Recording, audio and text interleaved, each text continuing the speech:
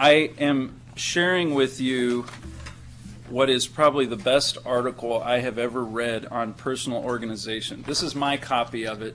This was in the PGR last July.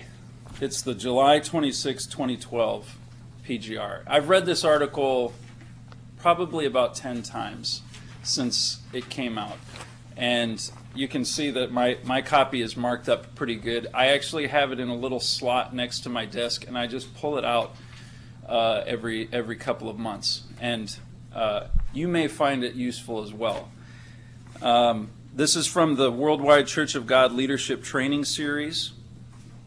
And it gives the spiritual perspective on personal organization that is extremely helpful. It's very important to recognize this spiritual perspective, and I think it's more relevant today than it has ever been. So I'm just basically going to go through this article and share it with you.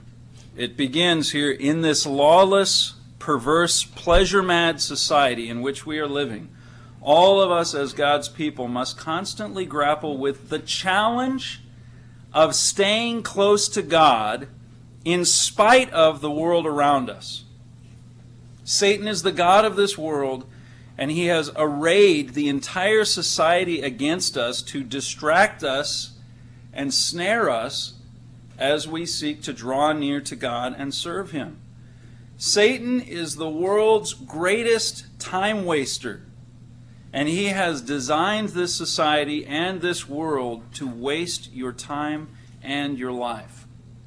It's easier to see this now than it ever has been. Look, consider how urgent times are, how much world events are fulfilling biblical prophecy, how quickly the nations of Israel are descending, how rapidly Gentile powers are rising, how quickly the world order is changing, and yet people are more deluded, they're more caught up in pleasures, in every imaginable distraction than they ever have been.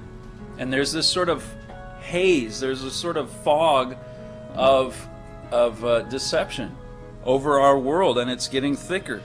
Mr. Fleury talks about this in the America Under Attack booklet, and that booklet is just about how determined Satan's efforts are to bring down the United States in particular.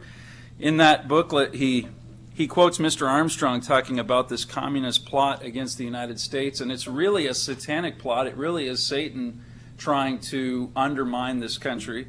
It's a kind of warfare we don't understand or know how to cope with. It uses every diabolical means to weaken us from within. This is how Satan operates.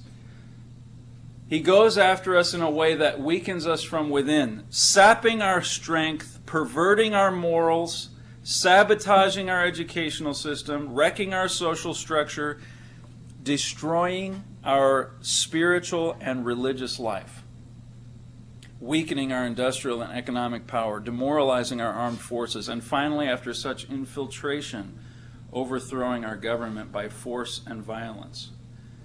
That's what's going on. Mr. Fleury, in that booklet, he talks about the fact that whether or not it's communists that are doing that, we know that Satan is doing it. Satan has tried to do that, and he's used every means that he can, and he does the same with us individually in our lives. He tries to find ways to weaken us from within. That's where the big battle is waged in our personal lives. This article, How to Organize Your Life God's Way, says, the world is filled with a glittering array of alluring, sensually appealing diversions and material things which are calculated to devour our time, our energy, and our very lives. The reason I think this is so important, this is bringing in the spiritual dimension. This isn't just a matter of, wow, there's just a lot of different ways that you can spend your time. This is a calculated, strategic effort to weaken us primarily. Right? It weakens this country, it weakens the people in this world, but the primary targets are God's people. We're the primary target. These things are calculated to devour our time. And this article it talks about the fact that this is the time where God's work has more power, more means to spread God's truth.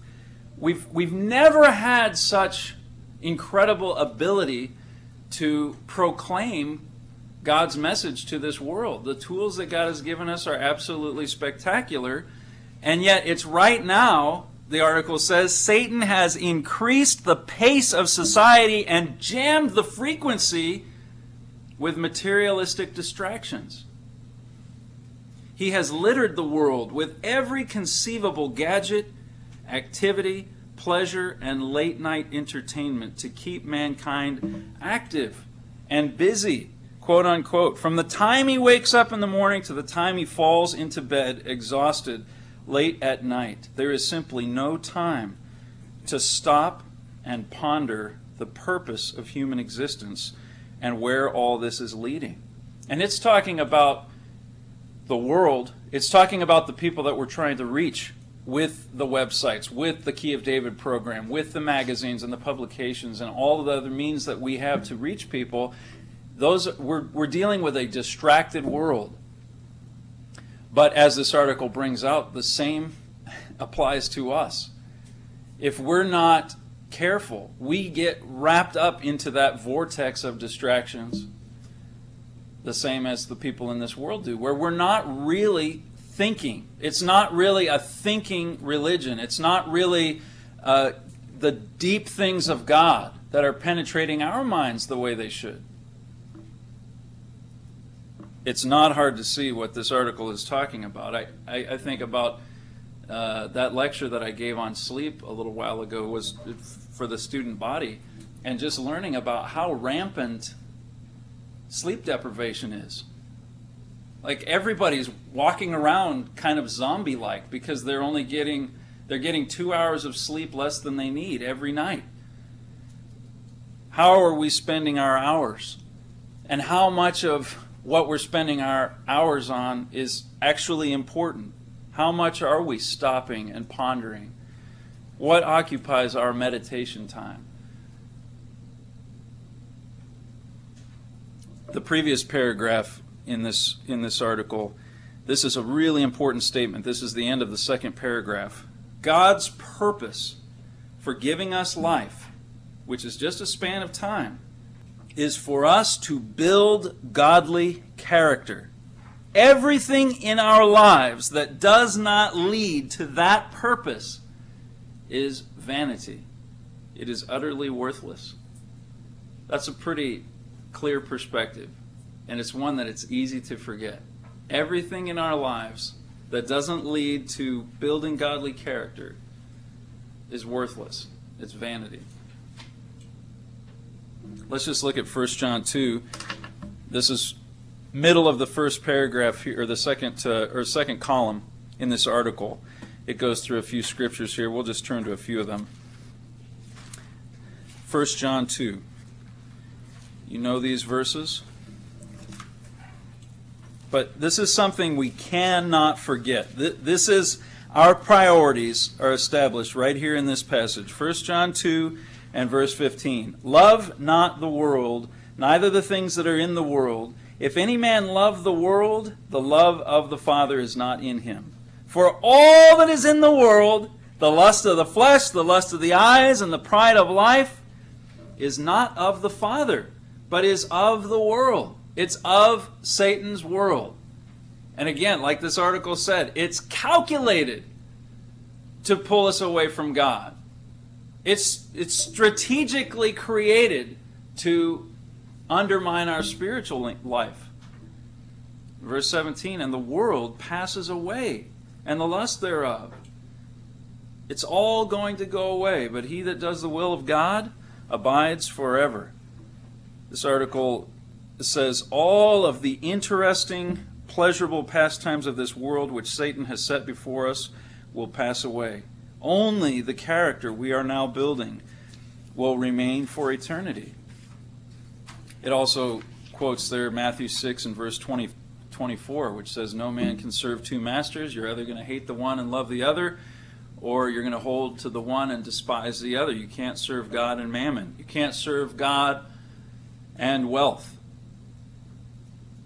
And so if you say, well, I want to really love God and I want to devote my life to God, then you've got to structure your life in a way that enables you to really devote your time to the things of God. It's not easy to do that. Let's turn to Titus 2. That's the next scripture that it uses here.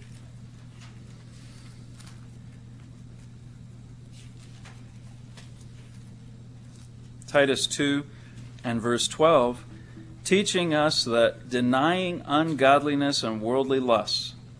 Okay, this is where it starts. Denying ungodliness and worldly lusts, we should live soberly. That word soberly, if you look that up, it comes from a word that means of a sound mind, sane, or in one's senses. So, I mean, you just think about the party spirit and the kind of mindlessness that exists in so much of the world. This says soberly. This means you're sane. You're of a sound mind. You're in your senses. And the second meaning of this word is curbing one's desires and impulses. Self-controlled, temperate. And really, those two things are hand in glove. And it's really the opposite of the spirit of this world. Teaching us that denying ungodliness and worldly lusts, we should live soberly, righteously, and godly in this present world, looking for that blessed hope. This is where our minds need to be. Need to be on the future. It needs to be on the end goal that we're striving for, and the glorious appearing of the great God and our Savior Jesus Christ, who gave himself for us. Think about his example. Think about how structured his life was. There was never any moment in his life where he put his own desire above that of his Father, where he said, you know what, I just need a little me time. I just needed to unwind a little bit the way that we do in this world today. He gave himself for us that he might redeem us from all iniquity and purify unto himself a peculiar people, zealous of good works. This is what we're really excited about. You know, and if we live this way, and this is what this article brings out, if this is the way we're living, if these are our priorities, we are going to stand out. This really distinguishes God's people from everyone else in this world in quite an astounding way. Here's another quote. This is the last paragraph of that second column. Some brethren still desire to be as much like the world as possible without actually being a part of it. But they're kidding themselves.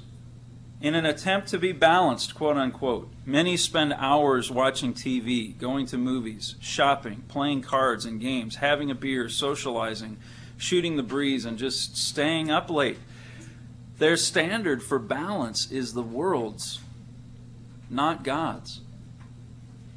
And great amounts of time and money are wasted each week on such pursuits for no lasting purpose. That's the first point of 4 that this article brings out. Oh, 5 points. The 6th is not a point. But this second point here is the solution, really. Keep your life simple. Keep your life simple. And it starts off with this wonderful analogy. It talks about David going out there to fight Goliath.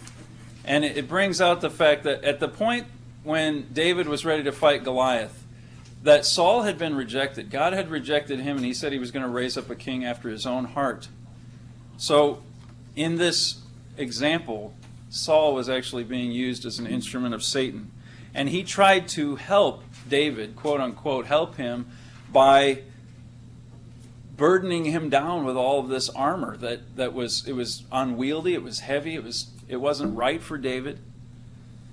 And David realized, well, you know, other people might consider this armor helpful, but this is actually a huge encumbrance to me. This doesn't help me at all. It just weighs me down. All he needed was a slingshot and a few stones and God's help. So he took off all of that armor, all of that non-essential clutter. He got rid of it. This article says, in the same way, Satan has surrounded us with all kinds of material things to, quote, help us enjoy life.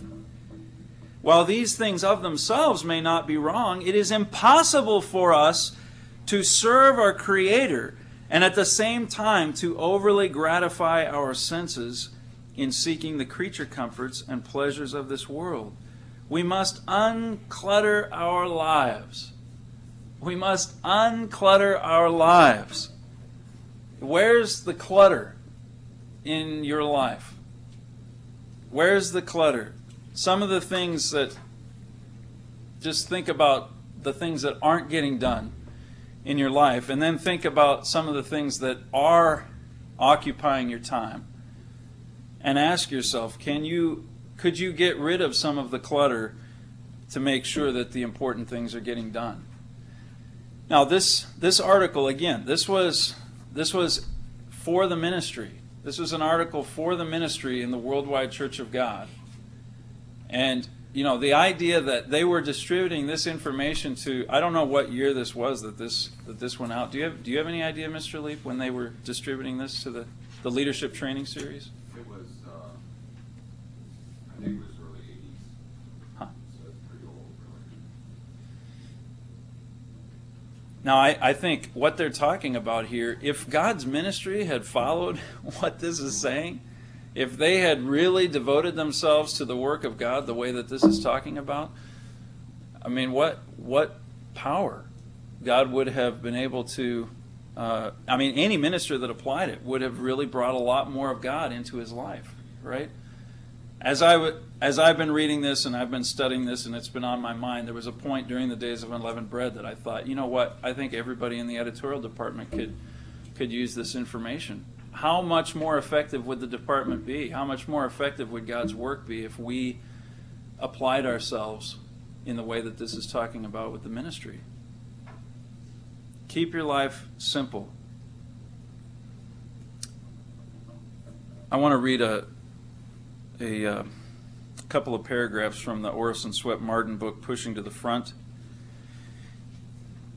He said this: 1 hour a day withdrawn from frivolous pursuits and profitably employed would enable any man of ordinary capacity to master a complete science. I'll read that again. 1 hour a day withdrawn from frivolous pursuits and profitably employed would enable any man of ordinary capacity to master a complete science. 1 hour a day would, in 10 years, make an ignorant man a well-informed man. An hour a day might make all the difference between bare existence and useful, happy living. An hour a day might make, nay, has made, an unknown man a famous one, a useless man a benefactor to his race. Consider then the mighty possibilities of 2, 4, yes, 6 hours a day that are on average thrown away by young men and women in the restless desire for fun and diversion. And then Mr. Martin uses this analogy. On the floor of the gold working room in the United States Mint at Philadelphia, there is a wooden lattice work which is taken up when the floor is swept, and the fine particles of gold dust, thousands of dollars yearly, are thus saved. So every successful man has a kind of network to catch the raspings and parings of existence, those leavings of days and wee bits of hours which most people sweep into the waste of life.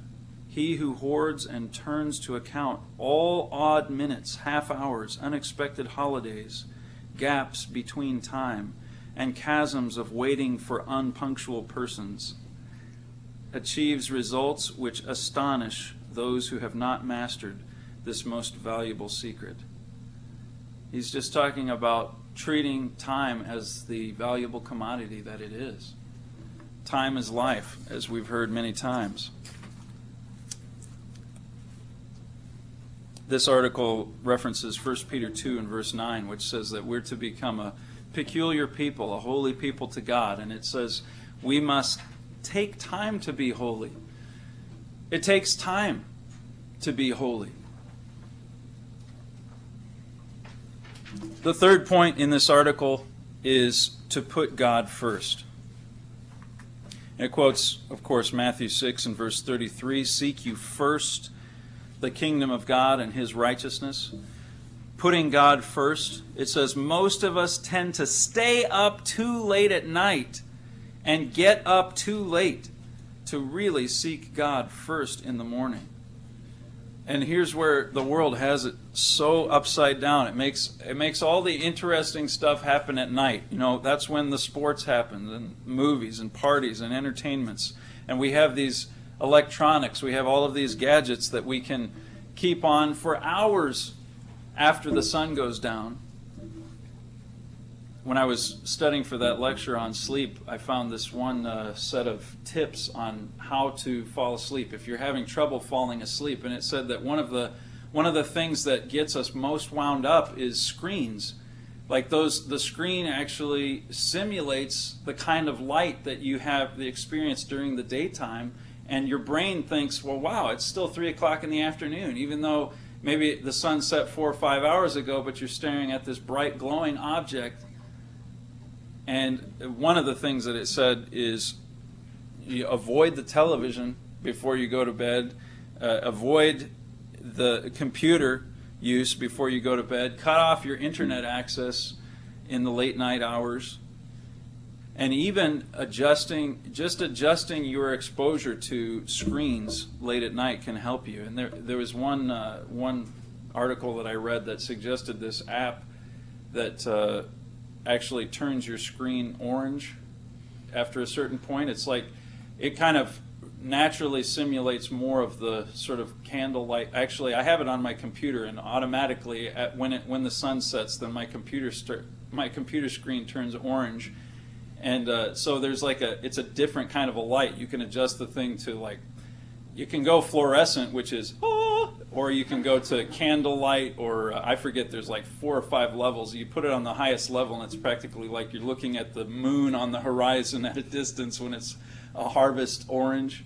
But it's actually, it makes it so that it's not stimulating your brain in the same way. I've actually found it quite helpful. If you want to find that app, you can find that at Stereopsis, StereopsIS.com/flux, F-L-U-X, if you want to find that. I've found it useful. But this article says we should schedule our lives according to the daylight period as much as possible.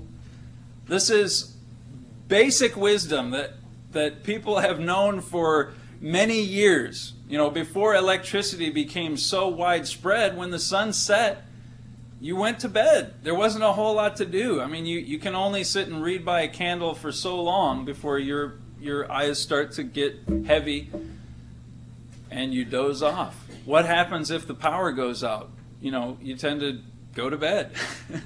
If it's dark, you go to bed. This says the early to bed, early to rise makes a man healthy, wealthy, and wise. This is what Ben Franklin said. This is what people have been living by for a long time. But it says, today you are thought of as peculiar if you, 1, go to bed early. I'm putting in these numbers. It gives 5 things here. 2, get up early. 3, avoid late night activities and entertainment. 4, emphasize family-type get-togethers and activities. And 5, put prayer and Bible study before all else in our lives. But this is precisely what we must do if we're going to finish this work and become members of the very family of God. That's 5 excellent pointers right there. This is like benchmarks for a godly, organized life. Go to bed early, get up early, avoid late night activities and entertainment, emphasize family-type get-togethers and activities, and put prayer and study before everything else. Excellent, excellent points. And remember, and this article brings out, God's day begins at sunset. The day begins at sunset. That's very different from Satan's world. In Genesis 1, when God was recreating the earth, He said there was the evening and the morning, and that was the first day. It was the evening and the morning. If you look in the Old Testament sacrifices, when they would do the daily sacrifices, the continual sacrifices, they're called evening, morning. The first sacrifice was done in the evening because that was the beginning of the day. Let's just look at another verse that references Psalm 55 and verse 16. As for me, I'll call upon God, and the Eternal shall save me. Evening and morning and at noon will I pray and cry aloud, and he'll hear my voice. So he says, I'm praying 3 times a day, and the first prayer is the evening prayer, and then it's the morning prayer, and then it's the noon prayer. We have to begin to organize our day when the day starts, which is in the evening. This article says, how we use our evenings will determine how the entire day will go for us. We must begin in the evening to organize our day to seek God first. Again, this is how to organize your life God's way. And His day starts in the evening. So that's when we got to get ourselves organized. And again, this shows the importance of bedtime. This says normally we should get to bed reasonably early and get up early so that we can wake up alert, zestful, and ready to draw near to God each morning. There are a lot of things in this world that are pressuring us to go to bed late. But our ability to go to bed when we should go to bed, this is almost like point 1 on having godly character. I need to go to bed. This is when I'm going to go to bed. Because it sets the clock for everything else. It determines how you feel when you wake up in the morning. If you got enough sleep, it's going to affect your prayer life. Most of all, how alert you are when you're praying in the morning. Going to bed late really starts a bad cycle. And it gives a couple of scriptures here that show Christ's example and how He would wake early to pray every day. The only time you ever see Christ staying up late is to pray. That's a pretty amazing example. So we need to get most of our prayer in the morning before all the pressures of the day start crowding into our minds. This article suggests at least 30 minutes. I set a goal during the days of unleavened bread to get 50 minutes of prayer done before lunch. Like whatever I didn't do shy of 50 minutes in the morning, I get done before I go to lunch. Just because I've found that it's harder to do later on in the day. It's harder for me to devote 20 or 30 minutes of time in prayer at the end of the day. There's just too many things that interfere with my thinking. And this article also suggests doing part of your Bible study in the morning as well, so that your mind is filled with God's Word when you're going through your day. This will help us think God's thoughts rather than our thoughts, it says. But remember, the key to starting your day right is not getting to bed too late to get a good night's sleep. And then the fourth point it gives here is schedule your time. Make a schedule to help you plan your time. I'm sure most of you have some kind of a schedule. And this gives a sample schedule. And I'll just point out a couple of things here. Notice that the paragraph right before that schedule begins. This is on the 4th page of this article. Notice that the key note is keeping your life simple and uncluttered and putting the things of God first. And that's really the key to everything that we do. Keep it simple and uncluttered and put God first. So notice here, the schedule starts in the evening. It has dinner and family time, including family prayer and study. It includes time alone with your spouse, which is very important. That's very easy to neglect. In bed by 10 o'clock. It includes 7 hours of sleep. It's probably better to get 7.5 or 8, which if you want to get up at 5, then you might have to go to bed earlier. It includes time for prayer in the evening and the morning and the noon, and at noon, 15 minutes at noon. And notice right after that it says 4 things. 1, going to bed on time. 2, getting up on time. 3, praying. And 4, studying are the basic essentials. in organizing your time. Those 4 things. This is a way of life. Make this your way of life. And it's also really important, it doesn't talk so much about this, but also organizing your time that you spend at work. Becoming an expert at making the most of the time that you spend in the office. We've talked about this a lot among the managers or the supervisors in the editorial department, but every day that you come in to the office, come in with a plan. Come in with a plan for the day, and every day that you leave, if you can get the most important things done on that plan, then you can leave satisfied with what you were able to get done. You never wonder where the day went. The basic plan gets back to the very same principles that we're talking about in everything else here, and that is get the most important stuff done first. Keep it simple. Focus on what's most important. The first thing that you do when you come in, go after the hardest project that you have to do. Like I mentioned in a sermon recently, it's very easy to get distracted on something that it's work. It's something that maybe you should do or you have to do at some point. But if I made my email inbox my to-do list, I get emails constantly that one email I can spend 45 minutes to an hour and a half just dealing with that one thing. And whether that's the most important thing, the most really important, crucial thing that I have to do or not, it's almost never is something that just pops in there the most important thing. But it might be like, oh, well, I can just take care of that. I can just do that. And we all know what it's like to sort of go down the rabbit hole of those little things that you need to do at some point, or maybe you don't really need to do them, or somebody else could do them. But they eventually, the day is over and you just think, what in the world? Where did my day go? And those important things get sidelined. Again, the principles of being productive at work are exactly the same as everything else that we're talking about. Cutting out the clutter, eliminating the distractions, doing what really is most important, putting that first. Okay, the 5th point that it gives here is to go to God for help.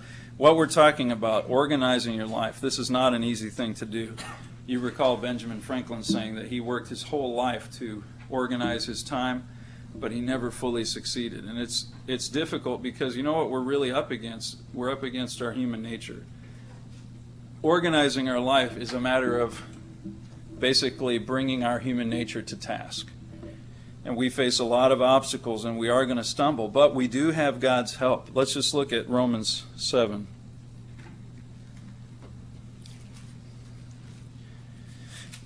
Romans 7 and verse 23. But I see another law in my members, warring against the law of my mind, and bringing me into captivity to the law of sin, which is in my members. This is something that with each one of us, this is derailing us from using our time to the maximum. This says we can make resolutions to use our time better, but of ourselves we cannot do it. Realize that we must go to God for help.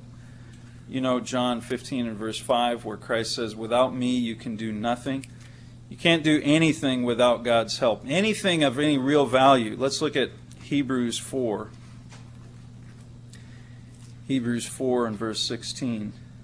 Let us therefore come boldly to the throne of grace, that we may obtain mercy and find grace to help in time of need. This article says it is God's will for us to learn in order to learn to order our lives around Him. God really wants this of each one of us. This is His will. And He will provide the help we need if we go to Him for it. But we must be in earnest, and notice this, we must go all out to put forth the maximum effort on our part as well. That's a really crucial point. we need God's help, but then we also have to go all out in putting forth the effort. Mr. Hirma talked in his sermon a week and a half ago about seeking a full reward, actually having the spiritual ambition to run to win the prize, to take first place. That's all of our effort. And it is a cooperative effort between us and God. But let me just remind you of something that Mr. Fleury wrote in the Science of Spiritual Warfare article. When you have to tackle a problem, concentrate everything you have on that problem. Bring everything possible to bear on solving it. Do you lay siege to your big problems? A siege is a military blockade of a city or a fortified place intended to compel it to surrender. It is a persistent attack. To lay siege means to pursue diligently or persistently. How about preparing a siege against your laziness, or your lust, or sense of inferiority, or vanity, or whatever problem you face? Lay siege on it. Go right at the heart of it with everything you can muster. Destroy its will. Decimate your old man's will to rise back up, and you will conquer it. That is how we can win battles against our serious problems. This has been one of the big lessons that I feel like God impressed on my mind from the days of unleavened bread this year. You just look at Jesus Christ's example, and that guy, he was not casually marching toward his reward. He was exerting every ounce of energy that he possibly could, to the point where he was sweating blood. I've really been just meditating on those verses 3 and 4 in particular of Hebrews 12. The first 4 verses there. But the third verse says, "Consider him who endured such contradiction of sinners against himself." And then it says in verse 4, "You have not yet resisted unto blood, striving against sin." You haven't done that yet. You haven't gone as far as he did. He put every ounce of his energy into fulfilling the job that God had given him to do. It was hard. It was hard. He was pushed right to the limits. And when I just evaluate myself, or if I hold myself up to that standard, I think, man, I cave in way too easily. I just say, I just don't have the energy. It's too hard. I just don't feel like doing this. I give up too easily. I haven't yet resisted unto blood. I know of a few cases where, maybe somebody, like, they came into the church and they'd been a smoker for 30 years, and God just one day took the desire away from them. They just said, "God, I just don't want to do this anymore," and then God just, the temptation or that habit was no longer a desire. I've seen a few people that were like that. The rest of us, it's not like that. It's something that you really have to fight. It's something you really have to work for. I think about that sermonette that Mr. Burns gave, where he was talking about how he just prayed that God would help him to have the right attitude going into the basketball game. And what did God do? 2 seconds into the game, he put the very thing that he was struggling with right in his face and said, "You deal with this. I want you to make a different choice. You make a different choice. I'm not going to just pave the road and just make everything all wine and roses and bouquets and chocolate from this point forward. You actually have to do something hard."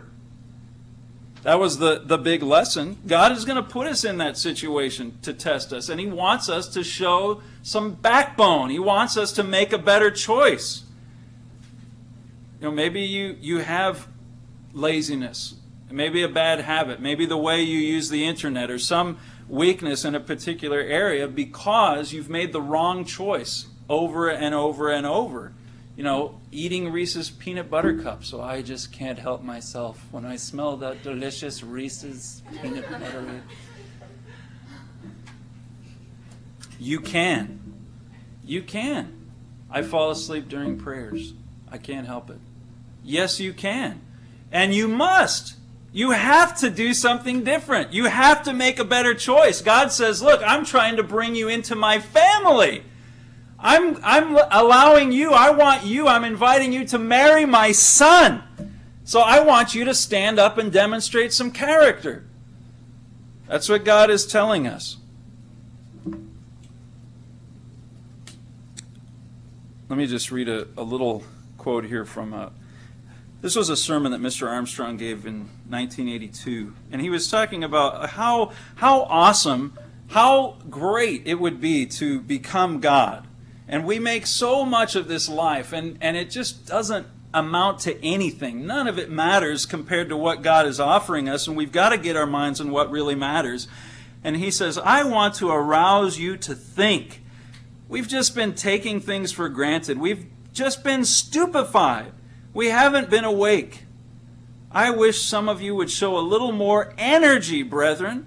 I wish you'd get a little more earnest about this thing. Do you put earnestness in your prayers? I think most of you don't know how to get stirred up into earnest. It's going to take more energy, more drive, more dynamic energy than that. If I can put it in my 90th year, as I have been doing, how much more could some of you do? Think about that. He's 90 years old, and he's looking around at all of these younger people, and he's saying, that's all you can do? Seriously? Can you imagine being shamed by a 90-year-old who's so much more energized in his spiritual life? Could you stir yourselves up a little more than you have? Brethren, I only say this because I want you in the kingdom with me, and I'm beginning to wonder how many are going to be there. It's a pretty amazing statement. We know nobody can make it into the kingdom of God on their own energy.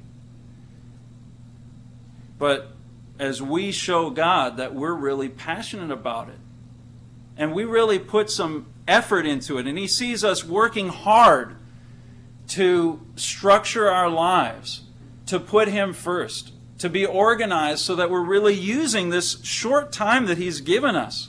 And we're battling those forces within us that want to give in to our baser desires, or to be lazy, or to not really pour ourselves into it. Battling those things. Putting energy into our prayers, really prioritizing our relationship with God every single day, and driving ourselves to go after Him with all of our heart. Like Mr. Hirmer was talking about those parables that Jesus Christ gave, where He actually rewards us according to our works. This is our eternal reward hinges on what we're doing every day. That's a phenomenal truth for us to keep in our minds. And as God sees us going after those things and really devoting our energies into loving Him and loving His family, and putting our hearts into doing our jobs in this work, guess what? He's going to amplify those efforts. He's going to give us the help we need. He's going to give us more spiritual power. We're going to be more effective in our jobs. One last scripture. This is at the end of this article. Revelation 22 and verse 12. This ties in just perfectly with what Mr. Hirmer was talking about. Revelation 22 and verse 12. And behold, I come quickly, and my reward is with me, to give every man according as his work shall be. This article says Jesus Christ is coming quickly to reward those of us who catch the vision now, who are willing to change, discipline ourselves, and endure hardness as good soldiers of His. Those of us who will set ourselves to organize our time His way, putting the things of God first in fervent prayer, diligent study, and regular fasting, and who will begin to put on our spiritual armor, stop making provision for the lust of the flesh, and stop entangling ourselves in the affairs of this life, will soon receive our reward, our full reward. That's what Mr. Hirmer was talking about. That's what Jesus Christ wants to give us, a full reward, not just scraping in so that we can be the doorkeeper, but being right there in the headquarters temple, ministering to our husband and serving as his helpmeet for eternity. This quotes Matthew 25 and verse 21, and it says, "This is what we're striving for, men, to have God say to us, 'Well done, you good and faithful servant.' If we will organize our time and our lives God's way, we will enter into the joy of God's kingdom. If we grow, produce, and really bear fruit now, we won't just be in God's kingdom. We will qualify for the highest reward that we can attain to in His kingdom."